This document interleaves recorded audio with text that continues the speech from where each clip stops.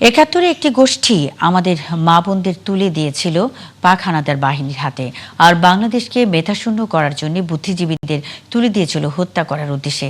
দেশের ভালোর জন্য সেই রাজাকারদের বর্জন করার আহ্বান জানিয়েছেন স্বাস্থ্য ও পরিবার কল্যাণ মন্ত্রী সর্দার সাখাওয়াত হোসেন বকুল। শনিবার বিকেলে নরসিংদী মনোহরদীর গাংকুলকান্দি ভূঁইয়া বাজার মাঠে মেধাবৃত্তি ও সম্বর্ধনা অনুষ্ঠানে তিনি এই আহ্বান জানান। স্বাস্থ্যমন্ত্রী বলেন, বাংলাদেশের বিরুদ্ধে এখনো ষড়যন্ত্র হচ্ছে, তাই শিক্ষার্থীদের কাছে স্বাধীনতার সঠিক ইতিহাস তুলে ধরার আহ্বান জানান তিনি। নবদিগন্ত ক্লাবের চেয়ারম্যান প্রফেসর মোস্তাক আহমেদ ভূঁইয়ার সভাপতিত্বে অনুষ্ঠানে 40 জন শিক্ষার্থীকে মেধাবৃত্তির ক্রেস্ট ও নগদ অর্থ তুলে দেন স্বাস্থ্যমন্ত্রী। এই স্বাধীনতার বিরুদ্ধে রাজাকারগিরি করেছে, তারা আমাদের মা বোনদের তুলে নিয়ে ধরে দিয়েছে পাক হানাদার বাহিনীর হাতে। আমাদের বুদ্ধিজীবীদের ধরে নিয়ে দিয়েছে হত্যা করার জন্য। যে রাজাকার নামে রাজনৈতিক গোষ্ঠীকে আমাদের বর্জন করতে হবে।